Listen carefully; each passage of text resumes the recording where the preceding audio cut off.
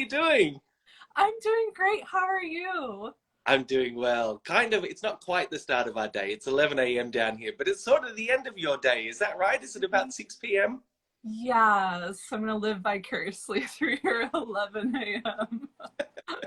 Have you had, I mean, because I have been thinking about what your day must consist of because you wear so many hats, both as an artist and a Yeah. CEO and A&R development, management, produced by a girl, orally records. You have a lot going on. How does a typical day pan out for you? Is there such a thing? Oh gosh, there is. It's called being very, very organized. And I love just I love that stuff. I know not every anyway. So yeah, so I typically wake up and I'll check my email. I'll see what's highest priority. I usually have three high priorities for the day. I'm always checking in on my Orally Records label artists or like my family. And then I'm almost also, oh my gosh, I'm getting caught up in these comments. I want to say hi to everybody because I feel rude. I'm like, no, people are here, Rod. People are at the party. Like, we need to say hi to the people. That's it. Absolutely. If you see a comment that you want to respond to, just go for it. Sensible. Oh gosh. So anyway, yeah, like my day will typically start at 7 a.m. and I won't get done with everything until 11 p.m. or midnight. So it is around the clock. Music industry never sleeps. So yeah, in between all of that, I do a lot of multitasking and I have tools I use to stay organized and it flows right now. It flows. Some days I'm more focused on Produced by Girl. Right. Like today, I was very focused on Produced by Girl. And then this weekend was all about Orally Records and helping our artists get their projects set up. And yeah, so it can fluctuate. Yeah. So 7 a.m. to 11 p.m., I think you said. Yeah. That's such a long day. And I imagine that's day in, day out. How have you developed techniques to sort of to cope with that and to still find time for yourself and your mental health? Right. Let's see. What can I recommend? I'm a huge fan of mental health, so having someone around you can talk to or check in with, even if it's every day for 5 minutes, even doing like a self-guided meditation or reaching out to your support network or just calling a family member or even a friend. Like, I think when we get so busy in the music business, like with all the people that are around us all the time, we forget about those core people in our life who are rooting for us and who want to support us, and those are relationships we still have to nurture too. And so I've been much more cognizant of stepping outside the music business when I need to, taking off that hat and just being Mary. Right. you know That's such great advice. I yeah, love that. Making sure yeah, the people outside of your work who are yeah, important to you're still nurturing that relationship. right, yeah, and it helps a lot, so try that. Right. Okay. I mean, before we talk about Produced by a Girl and Orally Records, you have such an interesting point to this path because I understand your background was more in fine art. Is that right? That was your main pursuit for many years? Yes, I actually grew up a painter. I was an artist since I was very little, and I was a prolific artist. So I was always painting or drawing or doing fine art. And I did do music when I was little, but not at the level I am now. Mm. So fine art was my focus, and I was a serious painter for about 20 years. And yeah, I have a very deep art life outside of music. It's not You on st- social media. so you still do maintain that part of your life, the artist that I guess fine art as opposed to music art. I do, yes. Painting, drawing, that's my escape. Okay. And So yeah. where Mhm. where does music then start to creep in? Because I know you started beats, I think, and then sharing them on Instagram. Where, Yeah, how's all that sort of folding into your fine art? sure. I'll back up a little bit. Just studying piano when I was in grade school and the flute. My whole family was musical. My dad's a bit of a luthier, so he Right. made me an electric cello. I haven't practiced yet. Wow. I have these instruments like piling up in my studio. I'm like, I need time to just play them, but and practice. So I did dabble in the like, the youth bands and then chorus. Portland Symphonic Girl Choir. I did that for a bit. Nice. So yeah, I had that outlet in the background, and then it surfaced when I was in my 20s, and I really got into electronic music. I had a friend who introduced me to it. I got to see him kind of mix music in his studio, and I like fell in love with music all over again. And yeah, and I was just at a point in my life where I was looking for something to do that wasn't as labor intensive as painting, Yeah. but producing is labor intensive too. But it's not as like messy, like you're not getting oil paint everywhere. It's just painting, it's just, you really need to step away into a different environment to do that work. But music, I could incorporate it into the space I was in. And so I dove in, yeah, my 20s, and I just like loved it. I fell in love with electronic music. Yeah. Right. So what was your first step then? You've witnessed that your friend working in the studio and Yeah. loved it. Yeah. What's your step? My first, well, that's a great question. I found a free DAW online. I had no idea what I was doing. Yeah, I literally Googled like I knew Google did a Moog with like their Google letters, and like I had that picture in my mind because I was like, oh gosh, this is really bad, Mary. Like, are you sure you want to do this? And I was like, I'm gonna do it. So I was like Googling like Moog, and then I came across this online DAW that was free, and I started to start building that. And thanks to the audience, you're so sweet.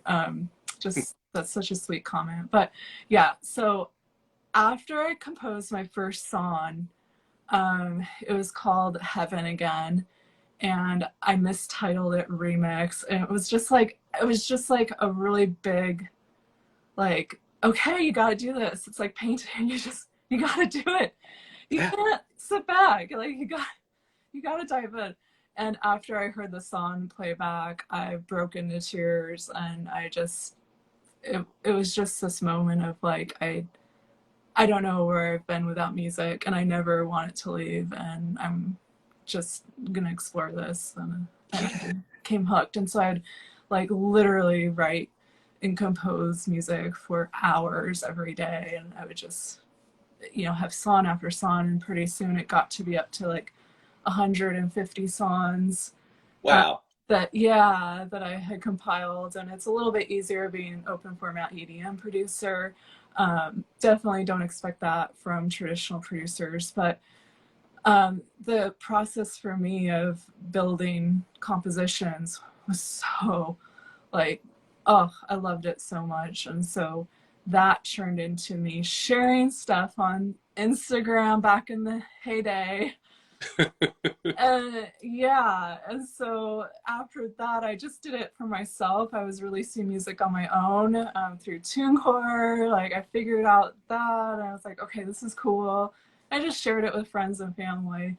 And then I had an A&R from Universal Music reach out on Instagram, and he became a great business partner, mentor at the time, business partner now. He's a mentor then, and just he opened the doors for me and started teaching me about the music business, and was like, hey, we love your sound. Like, what are you doing? Your beats are weird, but we want to get to know you more and see what this is all about. So that's from then till, yeah, that part Yeah. that you mentioned. Just What did you, yeah. what were you thinking when you got contacted? Because I think it was Andre Williams. Is that the A&R? Yeah, Andre Williams. Yeah. What were you thinking when you received that message? I was literally like in between commuting, and I like opened my Instagram messages, and I was like, oh, I don't know who that is. And so I just sent a message. I was like, oh, are you a music manager?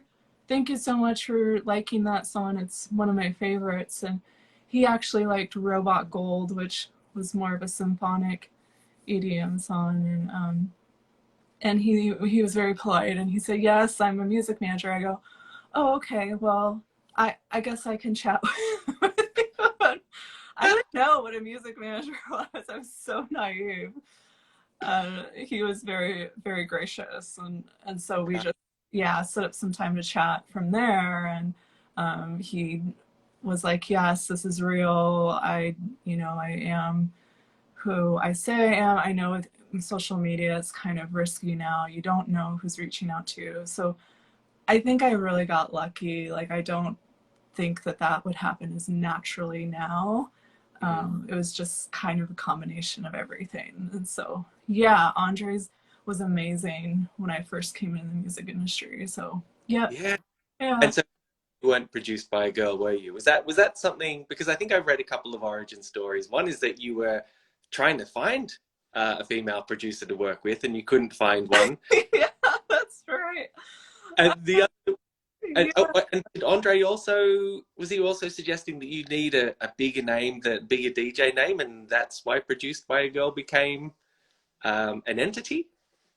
Kind of, yeah, that's the gist of it. Yeah. So I had like an old, just, MEK, DJ MEK, like that was something that people knew my initials. And I was like, well, I'm not really out there spinning like a DJ.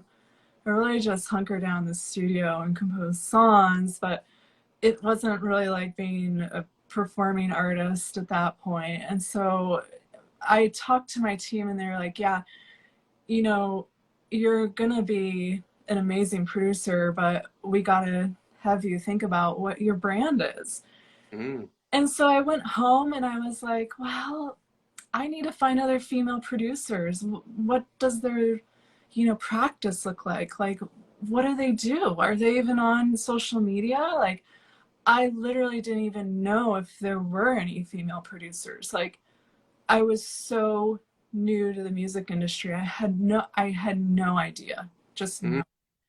And so I started again at like Google, but on Instagram I started typing in like um producers, and I was like, oh wow, there's like a ton of cool guy producers, but like, where are the girls? And I just had to keep scrolling, and I was like, I don't know if I don't know if this is gonna get me very long.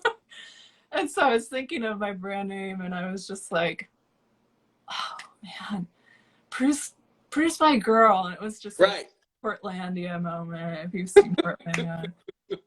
And I was just kind of angsty, and I was like, look, I'm just gonna, stand behind produced by a girl. Yeah. And I'm gonna find my tribe of female producers, and we're gonna be a sisterhood, and it's gonna be amazing. And so yeah, I set up the name, and then I reached out to my team, and they were like, well, Mary, that's an amazing name. Now, what are you gonna do with it? That's a big name. And I was like, what do you mean? What do I have to do with it? Like, they're like, you need to help other women. You're obviously good at, like, branding and the Yeah. music business. Did that come naturally to you? Do you think there was anything in your fine art background that perhaps informed that idea of branding, or is that just something that just came naturally to you?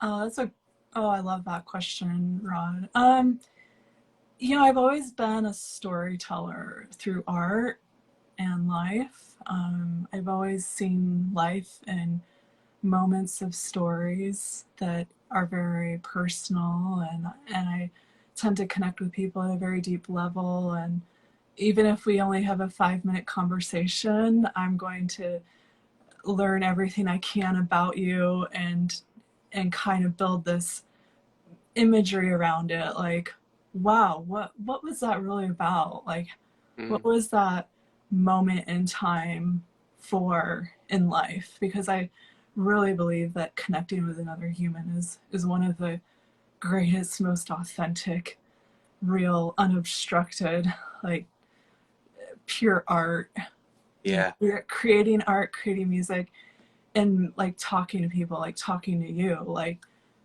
it's just, I get very in my feels about that kind of stuff. And so, yeah, marketing does come into that because anything I do, like I love to do with purpose Mm. because I do get so many ideas. I can't like, you know, have things that are meaningless in my life because that's just not how I live.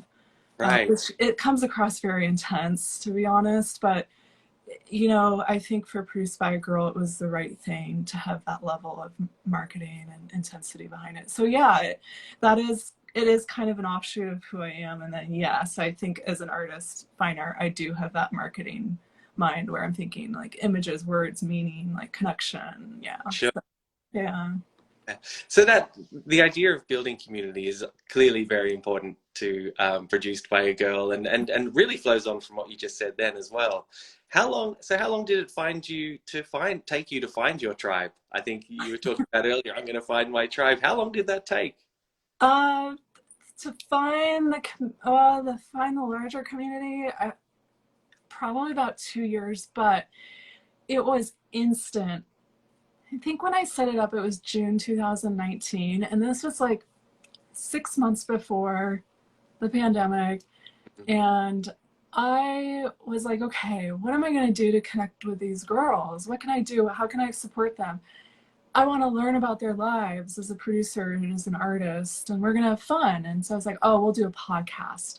And so I set up the Produced by Girl podcast, and just having the brand name on socials gained a lot of traction on its own.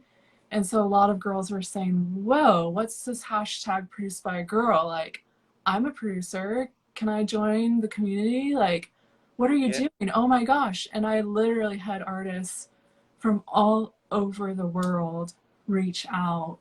And they're like, I need to be on your podcast. I need to talk to you. Like, and this was right when a lot of the sister brands started popping up. And so I was really in that beginning phase where we were all getting organized on social media. And so a lot of the gals who I've actually seen on Jaxsta, like I've actually been blessed with having the opportunity to connect with them in their studios. Like, so yeah, so it started with the podcast and then word spread. And so I think Yeah. we had like a really large following in London. Like I have all these London artists reaching out and brilliant producers. They're like, hey, we want to like talk. This is great. Are you in London? I'm like, oh man, no. I wish I was. Like, and then like we would have artists from Australia and even like different parts of Spain and all across the US and Europe and Yeah. even the Ukraine. So yeah, the podcast just drew them all in, and then it just built from there. I think we had about 100 to 150 at one point during the peak of 2021, and our Instagrams were going on like a firestorm of messages. People, all the artists would text and producers would text me like, Mary, we can't. Please, no more notifications. I'm like, just turn them off. Turn them off, but don't leave because this is great. Like I was having so much fun, and they were like, "What are you doing?" Like, Is it overwhelming at all to see that community flock to this thing that you'd built? yeah, it was really wonderful. Yeah. But is it? I imagine, is it slightly intimidating as well, because it feels like this community was putting their faith in you and their trust in you to I guess help redress the gender imbalance in the recording industry. Did you feel that? Did you feel that there was a sense of I don't know, did you feel intimidated by that responsibility? Oh well, I mean, I grew up with five. Oh my gosh, I lost count. I grew up with four sisters. So I don't So like I've always been around really strong, independent women, and it wasn't that surprising when a lot of them were reaching out to me like, "What are you doing with this? Like, we have to address this inequality as Yeah. female producers." And I didn't have any intimidation with listening to their stories Mm. because, that's what I do outside of music, and I saw it as a space where I could provide some healing and some respite from the the stress that they had been under, like the stories they had gone through. So I started with talking to them one off, and then I realized this is big. Like there's some stuff here, and how do we unpack this? And how Mm. do we make a positive change? And how do we support them? And how do we advocate for them? And at the same time, how do we do this when so many people are hurting with what they've been through? And I think at that point, I did have a moment where I felt this huge weight just like crushing my shoulders. Like, what have I gotten myself into? I I was fearful that I didn't have the know how to fix everything for them. And I get a little emotional talking about that because it still kind of haunts me to this day. Like Mm. the issues that there are with women being unrepresented in music and the stories that I've heard, it I can't fix it in a day, Mm. but I can show up to Produced by a Girl every day and connect with indie artists and educate the younger generation and band together with the tenured artists who are like, hey, I've got a connection, we can do this, we can do this, we can make this better. And so yeah, it was a combination of all of that. It's a very emotional space. Oh, sure. Yeah, let me know what details you want. No, that was great to hear that part of your story. Thank you for Yeah, sharing it. sure. I mean, you're also learning all this on the go, I presume. Yeah. You come into this project as an artist, but now, excuse me, you're learning to be a CEO and Mhm. a sounding board and a voice, ears that people can confide in. What was that learning process like? Was it a steep process? Oh yeah. Like my voice almost cracked. Like, oh yeah, it was a little process. Like, there were days I would go like um take care of my other work, and I would come home, I would like break down in tears because I was like, I'm never gonna get this. Like, who's gonna really listen to me in the music business? Like, I don't have the 30 years experience that some of these other amazing artists have. Like, I'm not in the big labels. Like, what are they really going to like let me do? Mm. And and so I'd have these moments where it was like, oh gosh, it was really easy being an open format EDM producer with no like responsibilities. Like, Yeah. it was really easy being an artist. But I firmly believe that the 20 years I spent as a reclusive fine artist with my craft, because painters are very, they just stay in their studio for 8, 10, 12 hours a day. They don't have an audience around them. Mm. They don't have fans around them. You sell one painting and one person who loves it, that you made it. Like, Sure. that's the painter. So I think all of that isolation with being an artist helped me with the weight of being a CEO in a very public space. Because yeah, I really don't care what people's opinions are. And I Right. think that really shocks people in the music business sometimes. Yeah. And I just kind of am like, well, if that's the strength I gathered as working on a painting for 5 years and having to shut out all opinions, like, then I'm gonna, draw that skill, draw that strength into the music industry. So So that, yeah, that's helped. But other tactical stuff of being a CEO, like Andre was a great mentor. He taught me a lot about how the music industry works. And yeah, him and Pop were great. And they would be on the phone and be like, Mary, we love you, but you got to learn this. like you can't do this in the music business. Like, the stuff I tried to do. I mean, I think people thought I was a little crazy. Like I think they did. I asked them, can we please decentralize a distribution deal?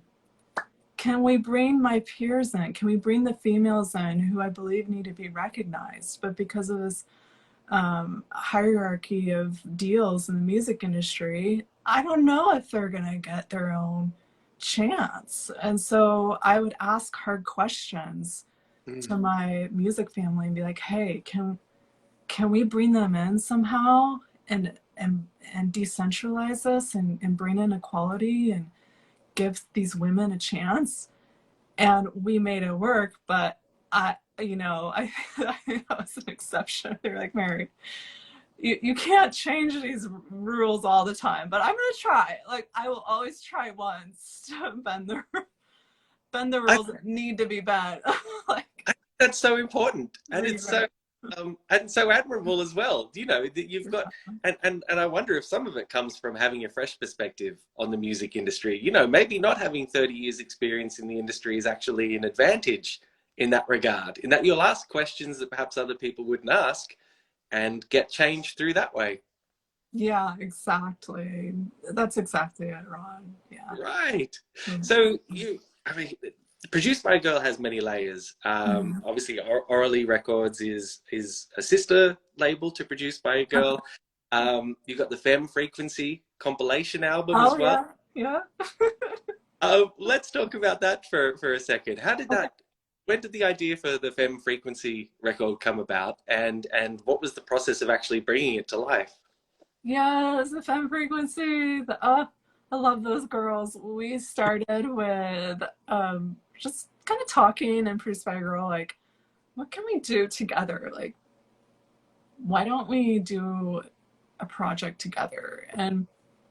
And I had a distribution deal with the Stosh House, powered by the Orchard and KMG.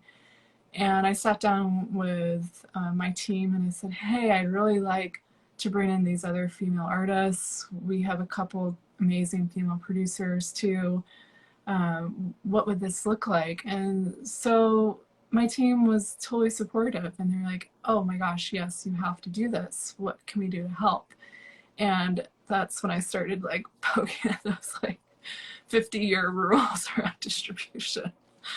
Like, okay, we're gonna make it happen. And so we sat down and came up with this concept, and we were like, well, we're a group of females and we're gonna produce our songs. And I think over 75% of the songs were produced by women, which was amazing.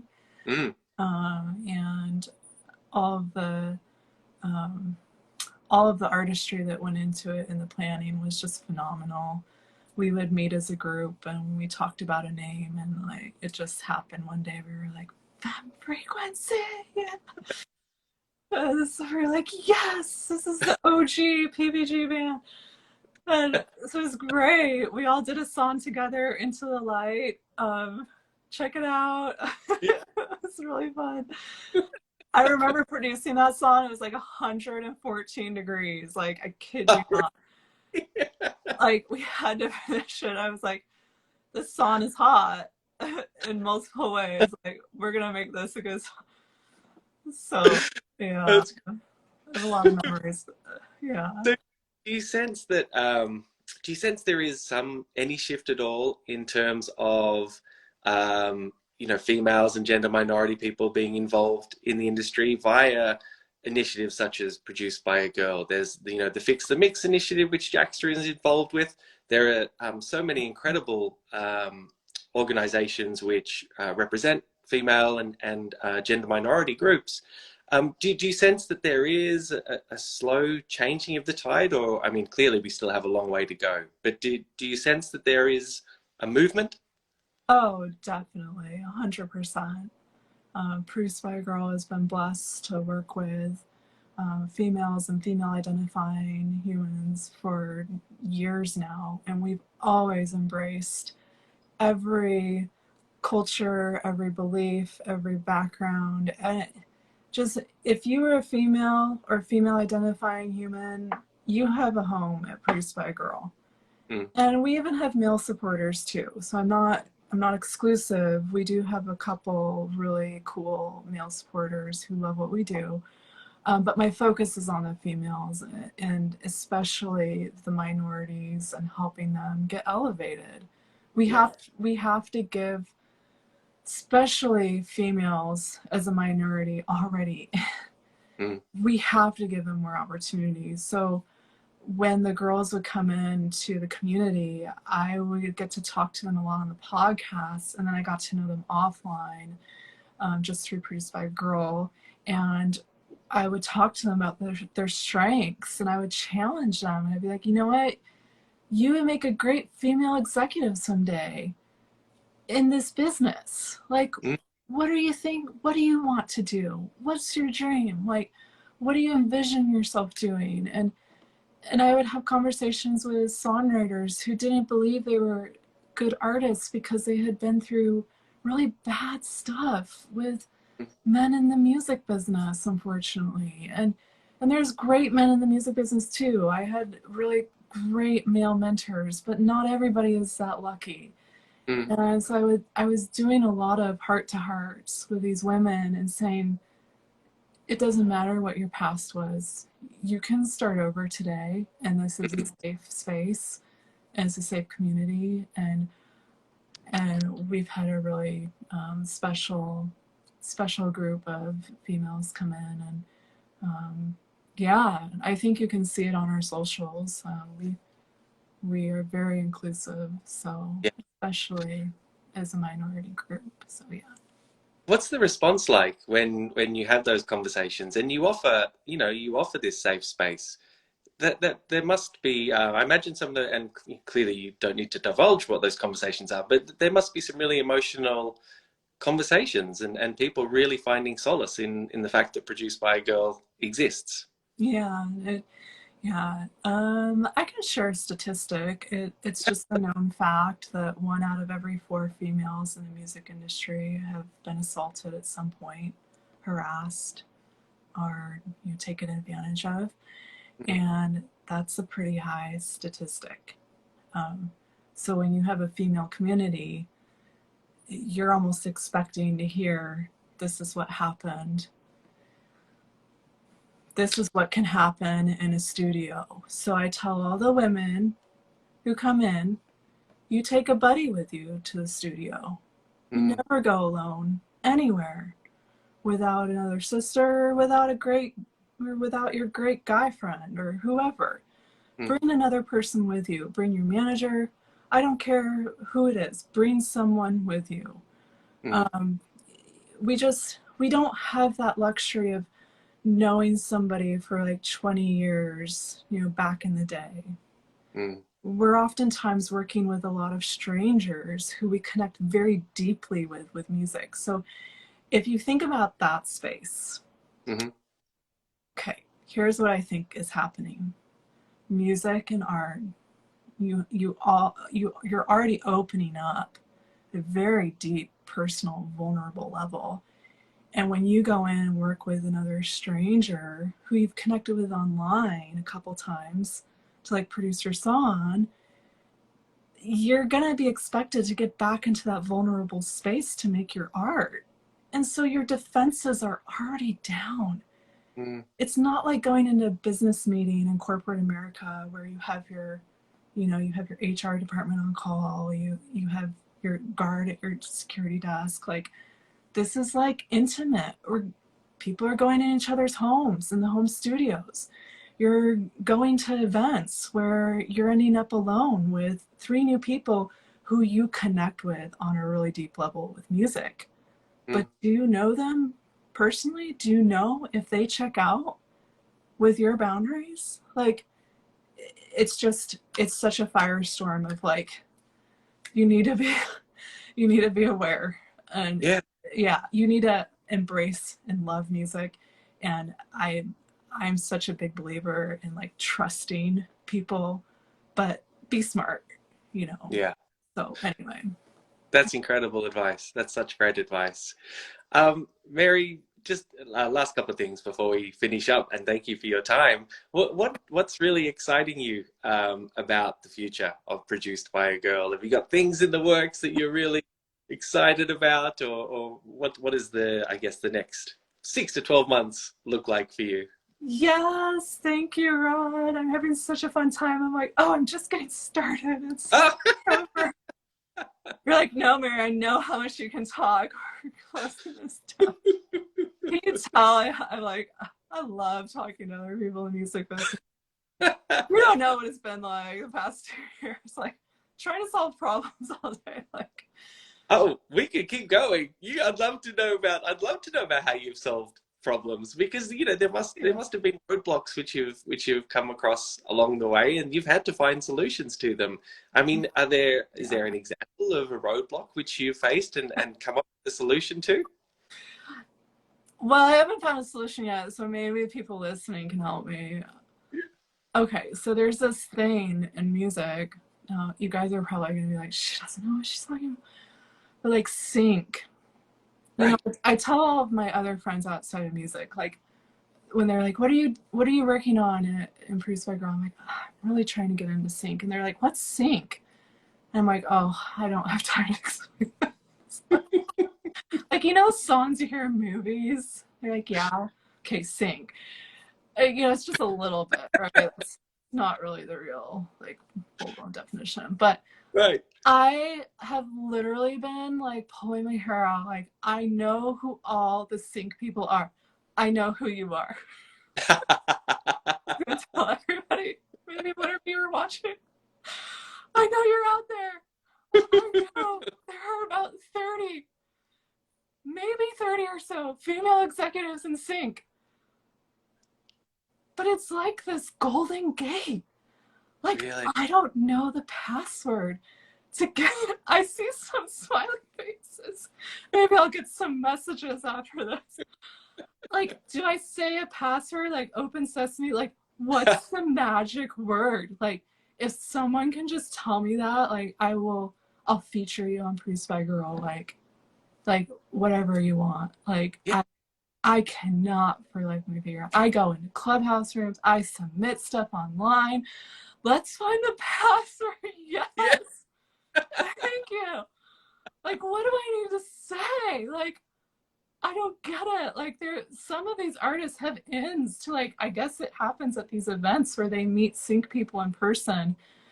But it's like I've never seen these sync events in Portland. Like, where are these secret sync events? Like, I have 150 women who would be great in sync.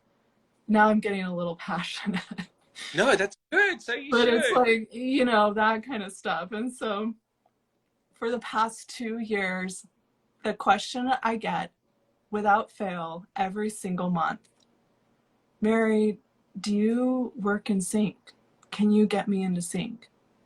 I want to write music for sync. I'll come join Produced by Girl if you do sync. And I'm like, oh, gosh, I have this long list, you know, like Santa Claus wish list, like, and on it is like 50 lines. Can you please get me sync for Christmas? Can you please find me a sync deal? Can you please find the people who submit stuff to movies? I finally like figured out passion gets things done. Yes, I believe that. I finally just started like cutting out the middleman on everything. And I'm like, okay, fine. If I don't know the secret password to sync, I'm just gonna go to the movie directors Wow. and talk to them. Yeah. Like, cut out the middleman. Yeah. Like, they're looking for music, like all of them. And, you know, so that's what I've been doing. So I think people get a little like, I think that's where my brazenness comes in. People are like, okay, Mary, you need to be good. Like, No, don't make too much noise. Like, no, I think so that's like, amazing. I think no, that's great. How yeah, has it worked going to have you had some success finding the directors and talking directly with them? yes, I have. I That's just talked, great. I just talked to an A-level celebrity the other week who is looking for music for indie films. I'm like, great, Yeah, great. This is amazing. yeah. So you know, I'll find a way. May not be the That's right way, but amazing. I'll find a way. I love that. Have you always had that? Is that something that has just always come naturally to you? There's clearly a really fierce determination that goes along with your passion. Has it always been there? Oh yeah. Oh yeah. Solving problems. Yes. Yeah. Right. I don't. I don't see no as a boundary. I see it as no, I don't have the answer. No, that's not going to work for me. No, but doesn't mean marry no for the rest of your life. It just means like in Pac-Man, like no, you gotta go around the corner. Like no, man, you know, like I have the Pac-Man song in my head now. So anyway, yeah, like tell me no. It will only motivate me more. If anything, I thrive off of no because you know. So yeah, I've always been like that, and I think that's what women need in the music industry. You know, Right. and I think men in the music business appreciate that too because for some reason maybe there haven't been enough of us like you know and like going to all of these movie directors and saying, hey, I don't know what the music business is doing, but like there's 20 of us, can we sit down and talk to you and do a deal, like you know, maybe if that happens. So I think it's a combination of both, you know. Yeah. Oh, I love that. Why don't we finish with one more thing that's on your Santa list? You mentioned you Oh have yeah. this list of that you'd love. Yeah. What's one more thing that you'd really love to achieve? I on my wish list, a booking agent for females who's really Right. good at placing females in venues across the United States. There are amazing dude booking agents who I've built partnerships with. MK Music is amazing. We just booked one of our Orally Records artists with them, but I am like a small team with like 5,000 people who want services. Like, I need booking agents. Like, if I had a booking agent who could place women in venues all over, that would be great. And it kind of goes back to the sync thing. Like, Mm. I don't think I'm, I don't, I know I've emailed 200 booking agencies. I've called, but like, I guess I'm not saying that password again. Like, Right. so yeah, if somebody could provide me a password for booking agents and think like best friends for life, like love But forever. I guess if someone, because we will put this interview on YouTube after this on Jaxsta's Yeah. YouTube channel, and if someone in a position, a female booking agent or someone in sync, um, is interested and can help, the best way is to reach out to Produced by a Girl. Yes, yes, definitely. I would love to connect. We'll have Nice. fun. We'll have fun. Santa Mary, does thank you exist. so much for your time. That was such a great chat. I really appreciate it, and I think everything you're doing with Produced by a Girl is phenomenal. So, from all of us at Jaxsta, we just wish you so much success. And if there's anything we can do to help, always just say the word. Oh, thank you, Jaxsta. Rod, I love you guys. Like, you are probably one of the first big music industry brands outside of the labels who have been so kind to me. So thank you to them too. But you guys have just been like, hey, I want to support you. Yes, let's work with Produced by Girl. You can promote the females that come in through here. Like, you guys made my day. Like, I'm gonna move to Australia. That's it. Like, found the password for Australia. I'm good there. That's it. Okay. That's it. Thank Thanks you. so much. I really lovely to speak to you. Have a great evening. You too. Bye. Thanks, guys. Love you guys. Bye.